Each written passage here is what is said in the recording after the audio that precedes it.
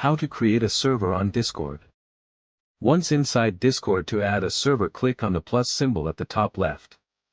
Inside the pop-up that opens, you can choose the type of server you want to create. For example, gaming or study group. However, it is only indicative information.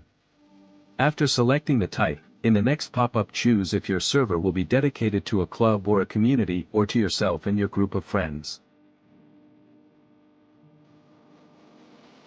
Now choose the name of the server and write it inside this box. Here you have created your first server on Discord. To write something in chat, click on the box below to send a message. Write what you want and press send. By doing so, all the people joined to the server will see the message.